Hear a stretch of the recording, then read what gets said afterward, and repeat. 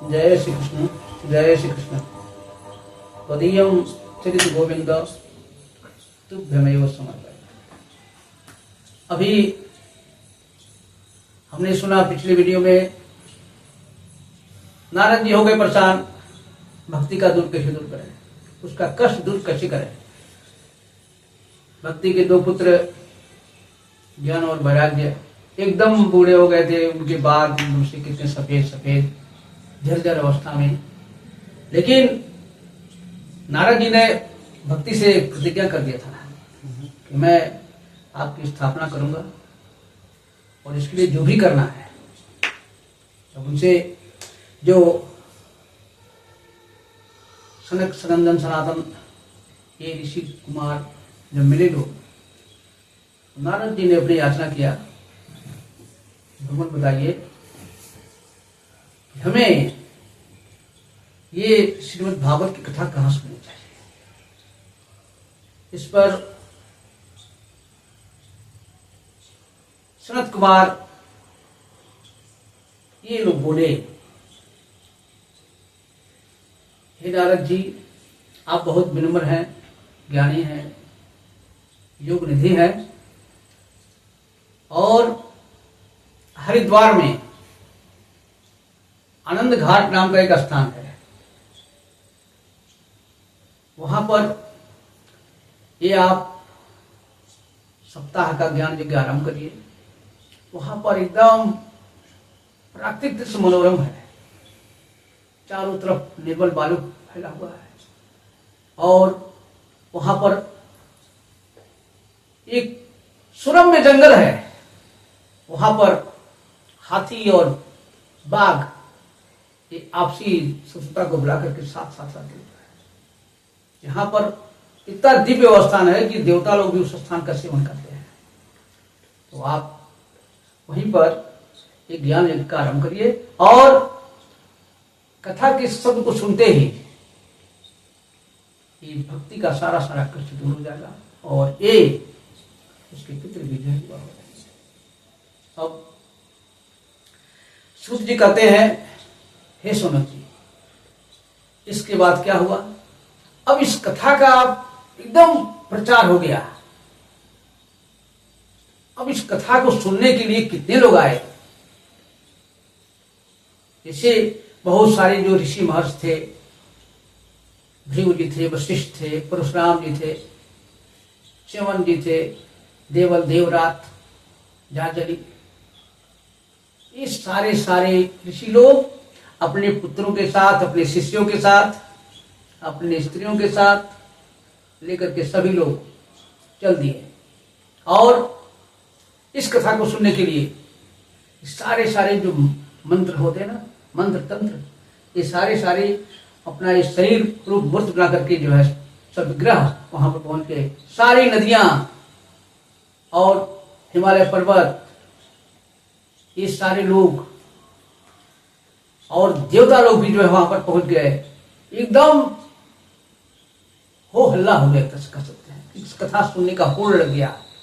ये सारे सारे इस वहां पर लोग पहुंच गए, यहां तक कि ये ब्रह्मलोक, भूलोक, देवलोक के सारे रहने वाले उस स्थान पर आए, और देव वो लोग भी आए, राक्षस लोग भी आए। ये सारे तीर्थ, सारी नदियां, अब ये है कि बहुत सिंपली मतलब कथा का आयोजन होना था, और उसमें व्यवस्था की गई कि सबसे पहले जो ब्रह्मनिष्ठ थे, ब्रह्मचारी थे, त्यागी सन्यासी लोग थे, उनको बिठाया गया, और सारे ऋषि लोग एक तरफ बैठे और देवता लोग एक तरफ बैठे। स्त्रियों के लिए अलग से व्यवस्था की गई, और लेकिन इसमें जो निम्न जात के थे, शूद्र, इनकी व्यवस्था थी, लेकिन वो जो है सबसे पिछली कतार में बैठे, ऐसी व्यवस्था की गई। और उसके बाद से ये शंकर ऋषियों ने सबसे पहले तो दीक्षित होने का काम किया, क्योंकि कृष्ण की कथा करने के पहले तो भाई आनंद व्यक्ति को दीक्षित होना जरूरी है। दीक्षित हो गए, और इसके बाद से नारद जी ने वो ज्ञान यज्ञ जो है प्रारंभ कर दिया। अब नारद जी को शौनक जी कहते हैं कि ये कथा मतलब कलयुग में कितनी महत्वपूर्ण है। ये कथा ऐसी है कि जिस घर में भी अगर ये कथा रोज पढ़ी जाती है अथवा कही जाती है, वो घर एकदम तीर्थ स्वरूप हो जाता है। हम आपको, हे नारद जी, आपको इसका महत्व बता रहे हैं। इसका क्या है कि श्लोकार्थ श्लोक पादम वा, एक श्लोक पढ़िए, आधा श्लोक पढ़िए, तो ये जो है नित्यम पुण्यम आपनोति, आपको ये राजसूय यज्ञ के बराबर और अश्वमेध यज्ञ के बराबर इसका फल मिलता है। आधा श्लोक भी अगर चला गया तो मनुष्य के जो है तमाम तरह के जो है पाप क्या होते हैं, खत्म हो जाते हैं। और ये बता दिए कि आसान नहीं है। दुर्लभ कथा लोके श्रीमद् भागवतोद्भवा कोटि जन्म समुत्थेन पुण्य दुर्लभते। ये कथा ऐसी है ना, ये मनुष्य लोक में दुर्लभ है।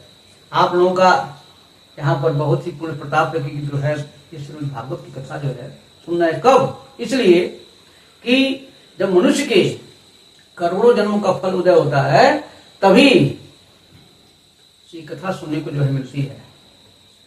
और इसलिए हे नारद जी,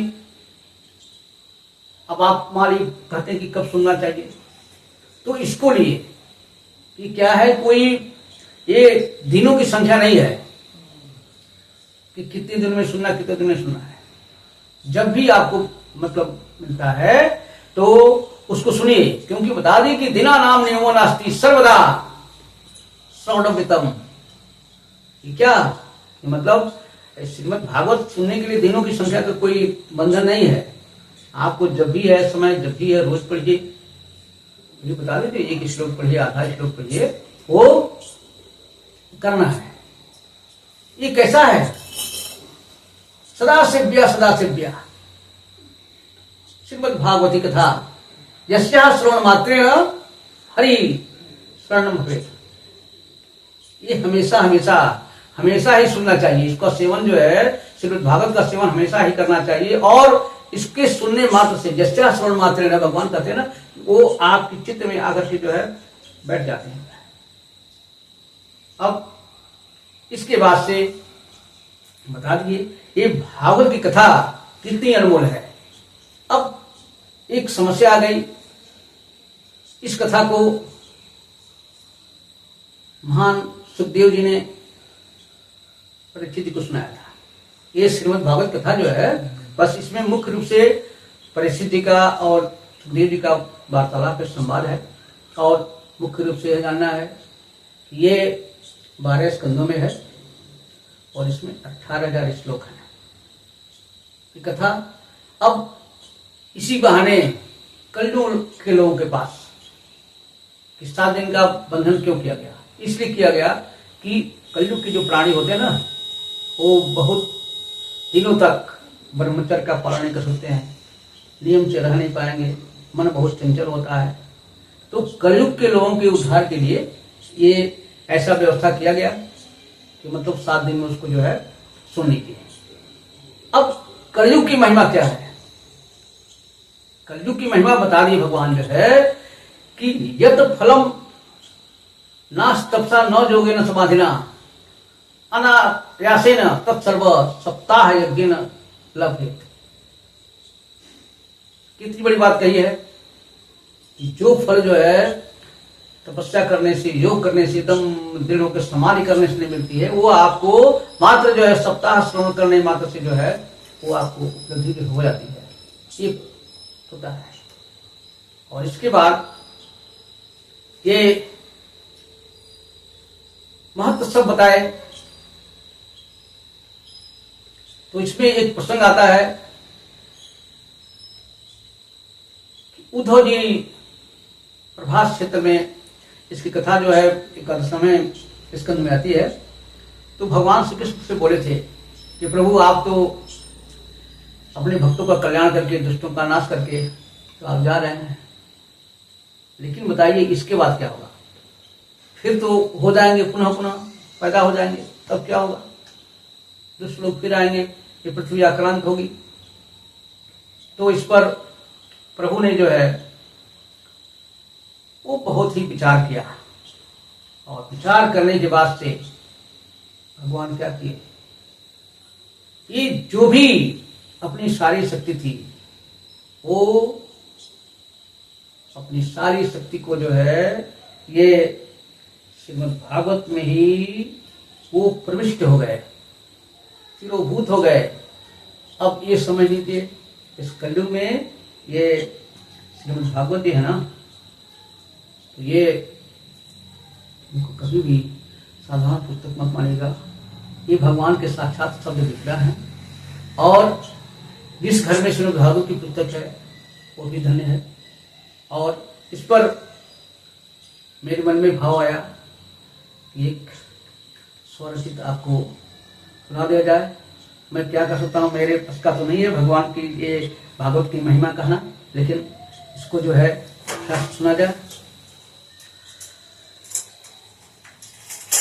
हम महिमा गाते भागवत पुराण की, हम महिमा गाते भागवत पुराण की, हम महिमा गाते भागवत पुराण की, भक्तों के सुख धाम की, मुरलीधारी श्याम की, भक्तों के कल्याण की, मुरलीधारी श्याम की। हम कथा सुनाते, हम महिमा गाते भागवत पुराण की, भक्तों के कल्याण की, मुरलीधारी श्याम की, भक्तों के कल्याण की, मुरलीधारी श्याम की।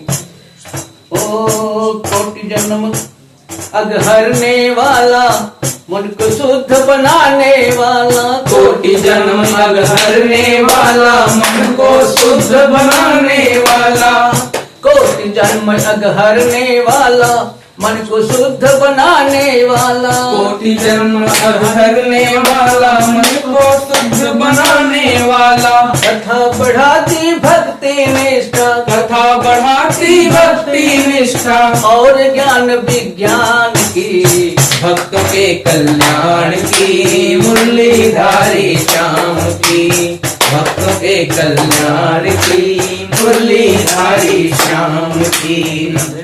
ओ पुण्य उदय हो कोटि जन्म का, तब मानव पर्दा फल इसका, पुण्य उदय हो कोटि जन्म का, तब मानो पापा फल इसका।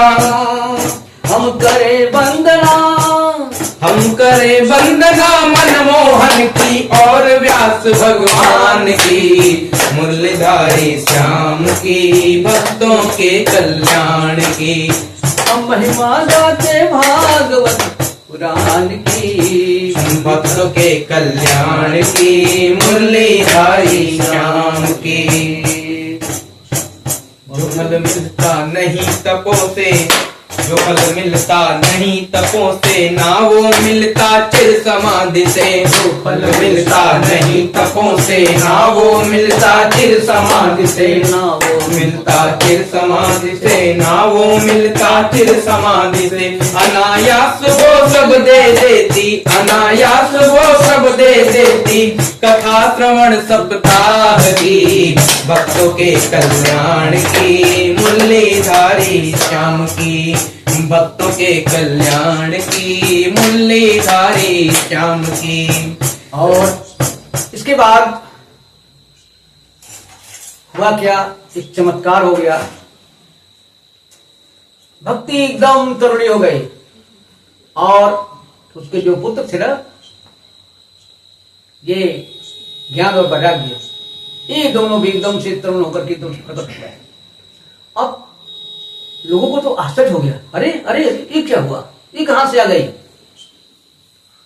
तब सनकादि ने सबको समझाया कि देखिए, इस कथा का जो रस हुआ है ये रस से प्रकट हुआ है। भक्ति जो है कथा के रस से प्रकट हुई है। और अब भक्ति आ गई, सनकादिक जी को प्रणाम किया, बोले मुनिवर आप धन्य हैं, हमारे इन पुत्रों को ऐसा कर दिया, अब बताइए मैं कहाँ रहूं, मेरा कुछ स्थान बताइए। तो सनकादिक ऋषियों ने कहा कि देवी आप तो साक्षात कृष्ण की प्रिया हैं और भगवान कृष्ण ने आपको अपने स्वरूप से बनाया है। आप जहां कहीं भी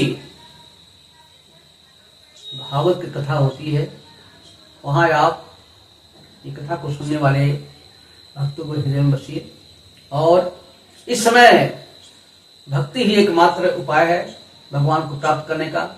और जो भी भक्तजन श्रद्धा और विश्वास के साथ इस श्रीमद् भागवत कथा का श्रवण करते हैं उनका परम लक्ष्य होगा। और इसमें व्यक्ति को अन्य कोई मनोकामना नहीं करनी चाहिए, क्योंकि सभी कामनाओं को छोड़ करके ये ऐसा है कि भक्ति ज्ञान और वैराग्य बढ़ाने वाला और आपका जीवन जो है चरितार्थ हो जाएगा, जिसलिए हम आए हैं। बोलिए श्री कृष्ण भगवान की जय। हाँ, इस वीडियो से जुड़िए, लाइक करिए, सब्सक्राइब करिए और सभी लोगों को ये अवसर मिले